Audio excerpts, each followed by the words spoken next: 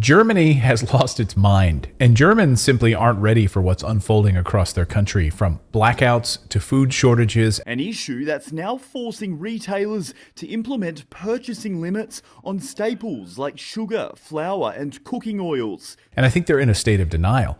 How could your corrupt leaders turn off your nuclear power plants, push your country towards renewable energies that don't work? You were all sold a bill of goods. It's total madness. We'll have more on Germany in just a second. But first, this morning in California, which is America's most insane state in the United States of America, if you're not familiar with it, the Biden administration just offered Governor Gavin Newsom this morning $1.1 billion to keep the last remaining California nuclear power plant running, up and running. Watch this. Governor Newsom is considering keeping the state's last nuclear power plant online beyond its planned closing in 2025. Diablo Canyon Nuclear Power Plant in San Luis Obispo County is the state's largest producer of electricity and will be difficult to replace, even with an increase in renewables. So the plant, which had been scheduled to close by 2025, was chosen in the first round of funding for the administration's new Civil Nuclear Credit Program, which is intended to bail out financially distressed owners and operators of nuclear power reactors. Wait, what the hell? What the hell are you talking about?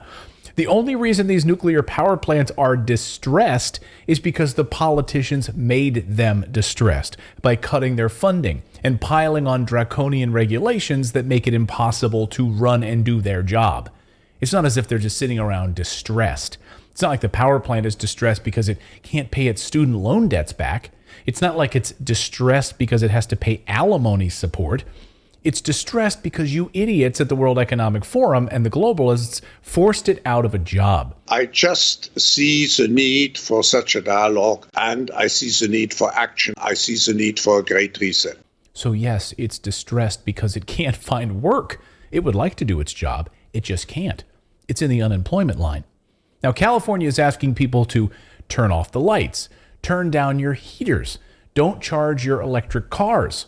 We encourage you, before you leave home, if you can turn those thermostats up to 85 degrees. That would also help reduce demand, particularly with so many of the automatic thermostats that we all have and enjoy. We want to make sure, again, we're not using unnecessarily and consuming unnecessarily. We all need to pull together.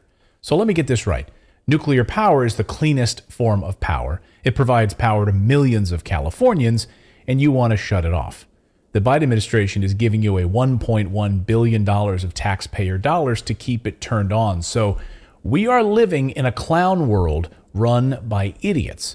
So what are they replacing it with? Solar and wind? How's that going to work out for California? As Michael Schellenberger writes in his fantastic book, Apocalypse Never, I just finished reading it. You should all read it. I'll have a link below in the description. It is fantastic. He points out that solar, of course, requires enormous energy to house all of this additional solar energy. Consider Tesla's most famous battery project, which is a 129 megawatt hour lithium battery storage center in Australia. As Schellenberger writes, it provides enough backup power for 7,500 homes for about 4 hours. But guess what? There are 9 million homes in Australia, and there's 8,760 hours in a year. So those 4 hours, not going to get us very far. Germany is investing billions to develop a way to use its solar and wind electricity to make hydrogen, which would then be stored and then burned or used to generate energy through fuel cells at a later date or time, but it's not working. So newsflash, it's not working. And it's actually turning out to be way too expensive. According to Der Spiegel in 2019, from a business perspective, it isn't worth it. Much of the energy is lost in the process of turning wind into electricity, electricity into hydrogen, and then hydrogen into methane. Efficiency is below 40%, so it isn't enough for a sustainable business model, according to press reports. Now, as Schellenberger points out, no nation has done more to support renewables than Germany. If you drive through the German countryside, you'll see solar panels just about on every little hamlet you drive along the Autobahn.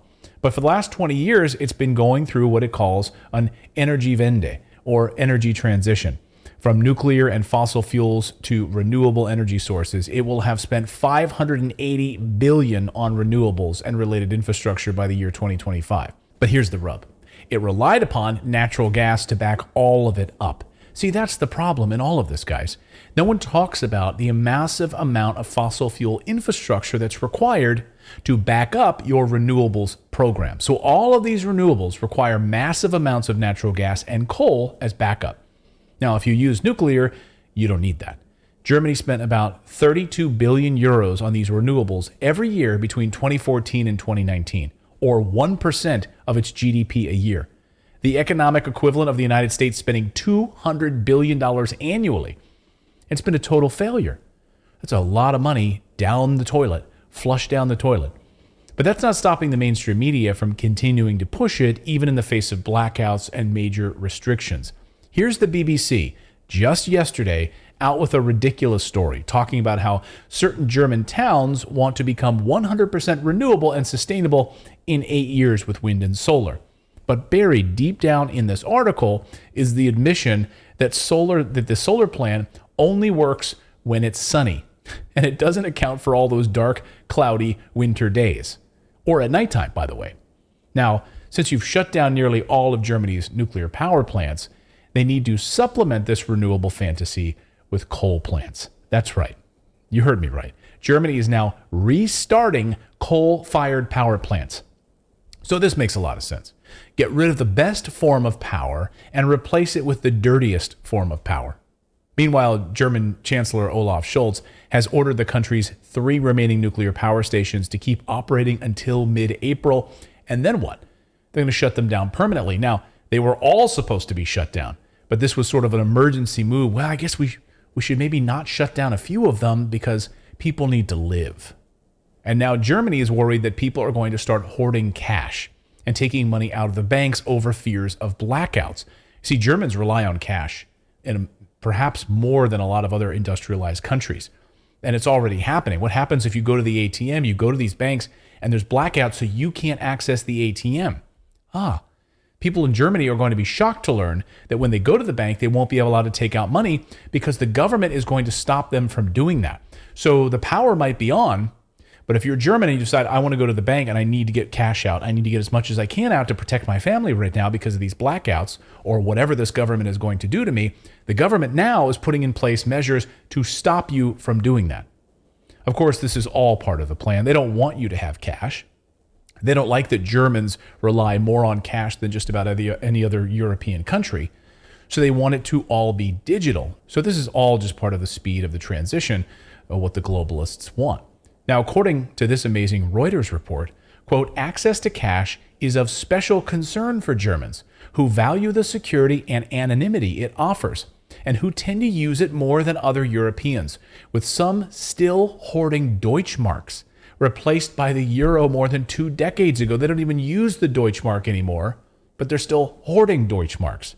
Roughly 60% of everyday purchases are paid in cash in Germany, according to a recent Bundesbank study that found that Germans on average withdrew more than 6,600 euros annually, chiefly from cash machines. A parliamentary report a decade ago warned of discontent and aggressive altercations in case citizens were unable to get their hands on cash during a blackout. What? This is all a man-made disaster. Turn off your nuclear power plants, outsource all of your enriched uranium purchases to Russia and Kazakhstan, and you're in for a catastrophe. Now, that's the news update part of this video on what Germany is implementing and what emergency moves the Biden administration is having to make suddenly, as if they didn't know that this was coming. Now I want to tell you about today's sponsor for this video, which is tied right into the nuclear sector, and that is Sky Harbor Resources. They are a uranium producer that has just announced massive drilling expansions in multiple locations. Now, they have a multi-phased, fully funded 10,000-meter drill program over the coming 12 months at one of their projects with the objective of making new high-grade uranium discoveries to add to shareholder value. Now, this is incredibly important because the West just blew up Putin's $11 billion gas pipeline to Europe. Germans are going to freeze this winter because it's all part of the plan. They're not going to be able to get cash out of the bank because they don't have nuclear power right now. They shut down all of their nuclear power plants, so they have no energy. They need Russia's uranium unless somehow North American producers can take over the market, which they are ramping to do right now. That's why you see a number of producers that I'm watching very closely in North America, in Canada, and the United States, these uranium producers who are starting to really ramp up production, and good for them because we need it. So some quick data points here. Russia does its own exploring for uranium. It does its own extraction of uranium. Russia does its own refinement of uranium. Russia does its own enrichment of uranium. And then it sells it to the United States and Europe. This is insane. Putin literally holds the keys to America and Europe's energy future unless they do something about it. So Europe and the United States are continuing to sanction Russia, but they're also relying on Russia for enriched uranium. Does that make any sense? So what if Russia just flips the switch and says, sorry, bye-bye. We're going to now sell it more now to China, India, and Indonesia, and other BRICS nations, which is what they're doing with oil. So fool me once, right? This is going to happen. Because of that, analysts expect the demand for uranium to skyrocket now that Japan is starting to restart its nuclear program. Hello, Fukushima.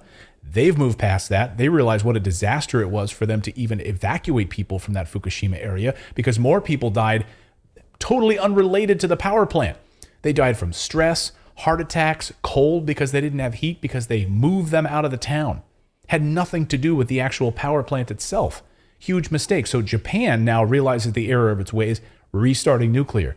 So that's why I'm incredibly bullish on North American uranium producers who are expanding their drilling and operations like Sky Harbor Resources, because these Western governments are not going to continue buying from Russia. Now, right now, they have to. 50% of all American enriched uranium comes from Russia. That's no bueno. How in the world are you going to actively sanction Russia while at the same time you're going to keep buying all their minerals? Makes no sense. The answer is you're not going to. So we need producers like Sky Harbor more than ever. So here is Sky Harbor's stock ticker on your screen right here, SYHBF. So a couple of big data points here to make about Sky Harbor. They are poised to benefit from rising uranium prices with a project base in the highest grade depository of uranium in the world. For those of you that follow this closely, you will know about the Athabasca Basin in northwest Saskatchewan in Canada. They have a 10 to 20% higher grade than global average, so it's a much better uranium. On top of that, their team has a long track record of expertise in exploration and discovery in the Athabasca Basin. And Sky Harbor is drilling and exploring all over this basin right now as we speak. Now, another key point is that they have one of the largest land packages in the region of any company, consisting of 15 projects covering over 1.1 million acres in northern Saskatchewan. They have more land means more uranium production, and they are kicking things into high gear. Sky Harbor has one of the largest combined drilling campaigns over the next 12 months in the company's history. So the amount that they're doing over the next 12 months is going to eclipse anything they've done in the past. They're operating across 6 projects right now, which is going to provide killer opportunities for new uranium production across the whole Athabasca Basin in Saskatchewan. So right now their stock is operating at a big discount. Just checking it this morning from previous highs. As of this recording, their stock is trading at 25 cents a share. That's off of a recent high of about 60 cents a share back in March.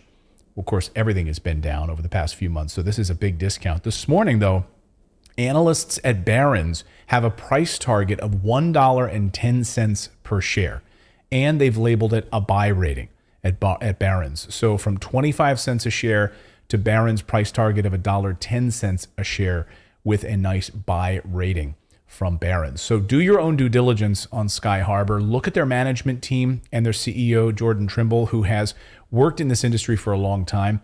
Look at their current drilling projects and the newly announced projects and acquisitions. Also, look at Sky Harbor's newly optioned Russell Lake uranium project. It's all on their website. You can dive into the details of it if you want to. That's from Rio Tinto, which became a large strategic shareholder and project partner with them. This project is large. It's an advanced stage uranium exploration property totaling over 73,000 hectares. So I'm very bullish on these minerals producers, guys. You've known that for a number of years, because where our energy needs are going over the next year. Again, I'll have a link below to Sky Harbor and their website so you can check them out, do your own research, do your own due diligence. Again, their stock ticker right here on the screen is SYHBF, and we will see you next time, everyone.